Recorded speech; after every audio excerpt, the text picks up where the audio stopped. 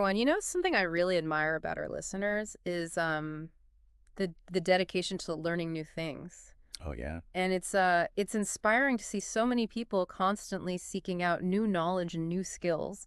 And Mhm. that brings us perfectly to today's deep dive, Okay. which focuses on becoming your own English teacher. It's called Want to Learn English Alone: 5 Tips. Kichi. What do you think about the idea of learning a language on your own? I think it's kind of a testament to how much people value being self-sufficient these days. Right, yeah. There's that feeling you get from knowing that you don't need to be in a classroom. Yeah. You don't have to rely on some expensive tutor. Yeah. You can set the pace, Right. use your own materials, Yeah. and really just kind of become the architect of your own learning. Uh-huh. And this video goes right into some pretty unconventional tips. Okay. The first one is practicing with fake scenarios. So it's almost like a mental rehearsal for real life conversations. Okay. They use the example of ordering food at a restaurant. I like that one. Yeah. I think that's a good one because it addresses the fear that a lot of language learners have, Right. which is freezing up in real situations. Oh, yeah, for sure. So this technique of imagining yourself in that situation Yeah. and playing both sides of the conversation Right. not only gets you familiar with the vocabulary, but also builds your confidence. Yeah, they take it a step further with this concept of an English me persona. Oh, okay. So it's like you're envisioning a more confident and fluent version of yourself, Right. and you step into that role when you practice. That's interesting. I mean, it sounds a little out there, Yeah. but there's actually a really strong psychological basis for this. Oh, for sure. It's about challenging those negative beliefs that we have as learners. Yeah. So by acting as if you're already fluent, you can start to get rid of that fear of making mistakes. Right. Which can be a total game changer. I love how they suggest you start by standing in front of a mirror, Okay. introducing yourself as English me. Haha. So, have you ever tried anything like that? I haven't specifically for languages, Okay. but I used to get so nervous before public speaking. Oh, yeah. And a mentor of mine suggested that I create a stage persona.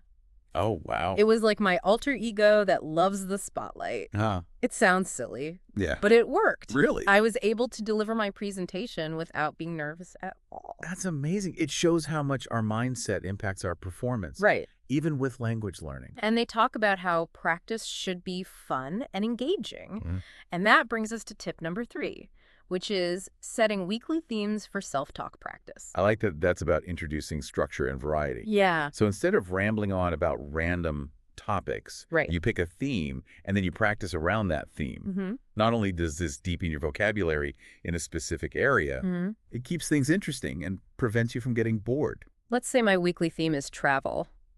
What would that look like? Well, you could describe your dream vacation. Okay. Imagine yourself checking into a hotel, Okay. asking for directions, Yeah. ordering food. The possibilities are really endless. Right? What I really like about this approach is that it connects you with your own interests. Yeah. It makes it more meaningful and enjoyable. On their website, they have this free PDF. Oh, wow. It has 40 broad topics and 400 subtopics. That's great. So if travel is too broad, you can break it down into smaller things. Right, like packing for a trip. Yeah, or navigating public transportation. That's really practical. That takes the guesswork out of choosing a theme Yeah. and provides a structured framework, like having a syllabus for your self-learning. I love how they're gamifying the whole process to keep things interesting. Yeah. Okay, I am really intrigued by this daily native English approach. What other tips do they have? Well, the next one might sound a little scary at first. It's assigning yourself homework.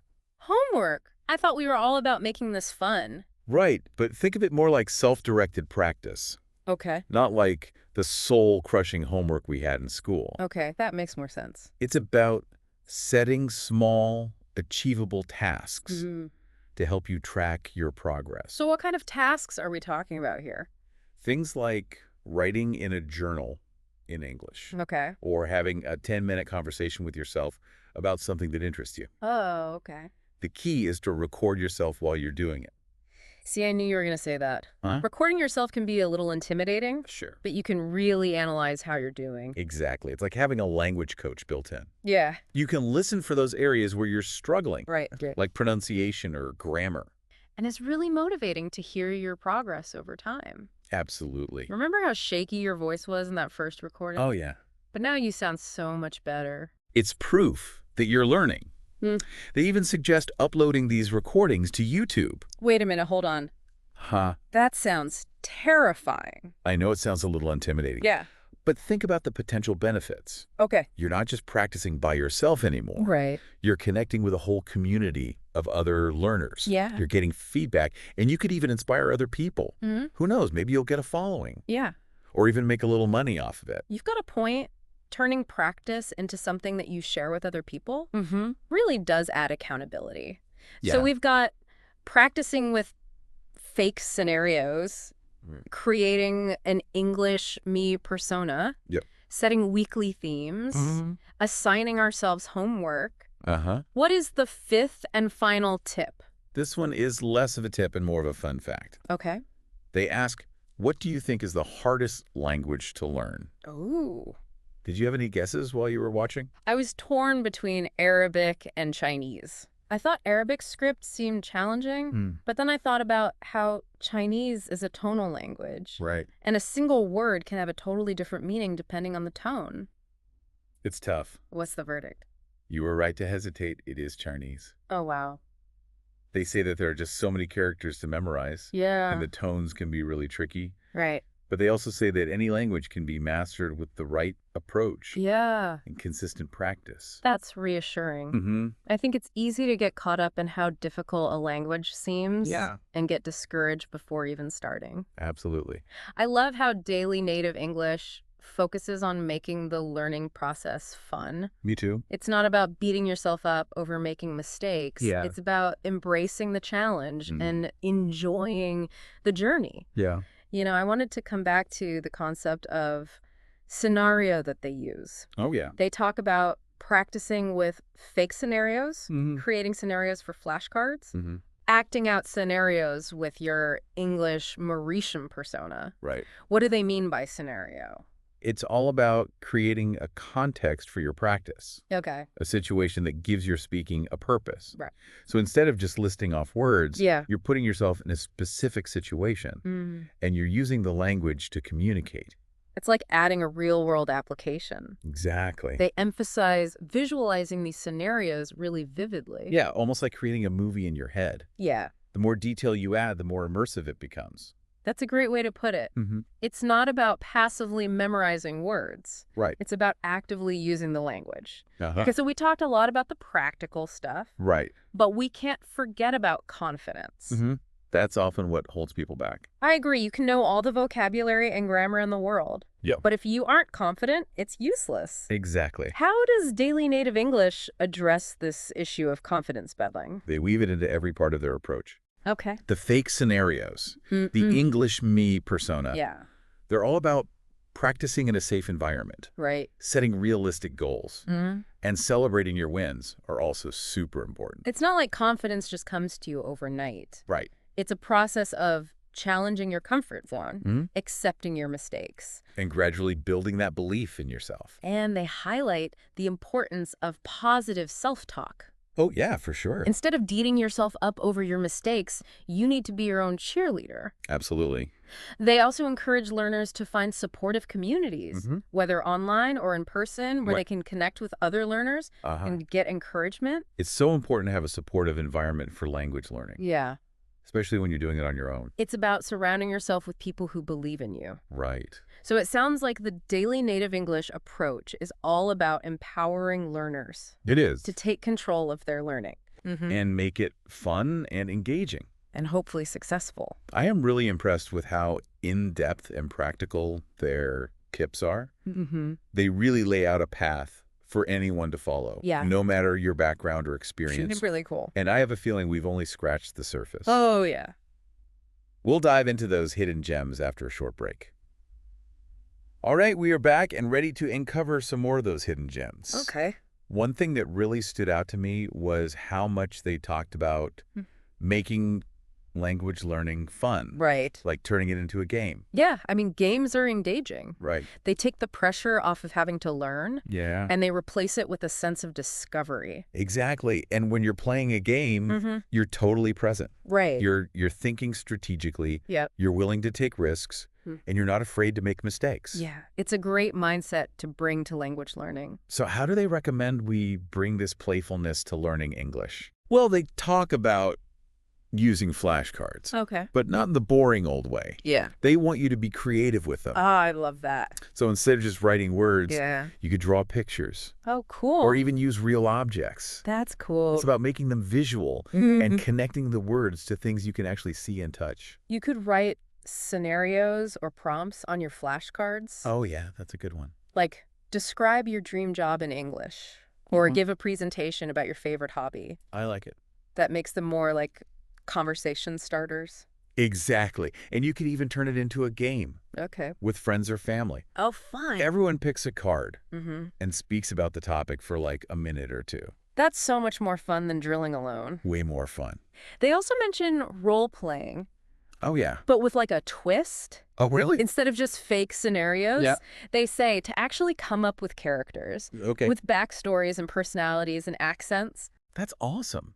It's like writing a play. Right? It'd be a great way to practice all the different parts of the language. It's not even just about practicing. It's about stepping into different roles. Yeah. Exploring cultural nuances. Really having fun. That's the key. Embrace that childlike playfulness. Right. And experiment. Don't take it too seriously. They also encourage learners to step outside of their comfort zones. Okay. And try new things. Like what? Like going to English language events in your community. Okay. Or joining online forums. Or starting a blog. Or even a podcast in English. That's a big step. It is. But I can see how it would really help you learn faster. Oh, for sure. It's about immersing yourself in the language and the culture. It is. Even if it's just a little at a time. That's the key. Start small. Yeah. You don't have to do everything at once. If the thought of giving a presentation in English makes you nervous, start with leaving comments on social media or writing emails to friends. Exactly. It's about finding ways to integrate English into your daily life in a way that you enjoy. And they remind us that every step is a victory. I think that's a great message. Yeah. It's easy to forget how far you've already come. Absolutely. If you only focus on what you haven't learned yet. Celebrate the small wins along the way. This has been a really insightful deep dive. It has. Daily Native English has given us a new way to look at self-learning. They really have. They've shown us that becoming your own teacher is not about memorizing rules and doing boring exercises. Yeah. It's about being creative, having fun, and connecting with other learners. Exactly. They've given us the tools and the mindset to make language learning fun and rewarding. They have. So if you want to go on that adventure, check out Daily Native English on YouTube. It's a great channel. Their channel is full of amazing tips and content. It really is. And remember, learning a language is a journey. Not a race. Enjoy it. Celebrate your wins. And never stop exploring. That's the key. Thanks for joining us on this deep dive. It was fun. Until next time, happy learning. All right, so we are back, and I'm ready to jump right back into this Daily Native English video. Okay. It's really good stuff. It is. I've been thinking a lot about what we talked about before the break, about confidence, and how they weave it into every tip. Right. It's like the underlying theme of the whole approach. They really highlight positive self-talk. Oh, absolutely. Instead of getting down on yourself when you mess up, you need to be your own cheerleader. For sure. And they say we should try to surround ourselves with supportive people. Yeah. So other learners, whether online or in person, who can help you stay motivated. It's really important to have people who believe in you. Yeah, for sure. Especially when things get tough. Right. And speaking of tough, I think this whole idea of becoming your own English teacher can seem really daunting at first. Like, where do I even begin? Right. There are so many resources out there. And so much information. It can be overwhelming. Right. And this video does a good job of breaking it down. They really do. Into manageable steps. And they remind us that it's a journey, not a race. You don't have to learn everything at once. Right. You just have to keep moving forward. One step at a time. One day at a time. What advice would you give to someone who's just starting out? That's a great question. Yeah. I think I would tell them to be patient. Okay. Yeah. Be patient with themselves. Right. Language learning takes time. Yeah, it really does. And there can be days when you feel like you're not making any progress. Oh, yeah, for sure. But trust me, you are. Yeah. Even the smallest effort adds up over time. I would also say, don't be afraid to make mistakes. Oh, yeah. Mistakes are a part of the process. I mean, that's how we learn. They are. If you're not making mistakes, you're not pushing yourself. Right. And you're not growing. And don't be afraid to have fun. Oh, yeah. I love how Daily Native English emphasizes that playful approach. They do. Learning a language shouldn't be a chore. Yeah, it should be something you enjoy. Right. Something that you look forward to. So find ways to make it fun for yourself.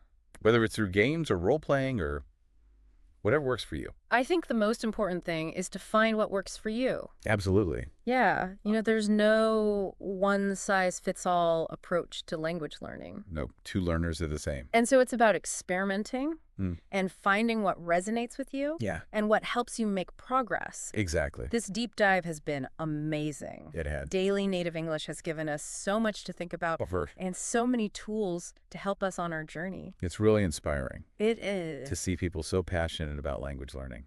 If you're feeling inspired to become your own English teacher, I highly recommend checking out their YouTube channel. Me too. It's a great resource. They have tons of videos and free materials, and it's all presented in such a fun and engaging way. It really is. So thank you for joining us on this deep dive into Daily Native English. My pleasure. We hope you learned something new. And that you feel empowered to take your English learning into your own hands. Until next time, happy learning.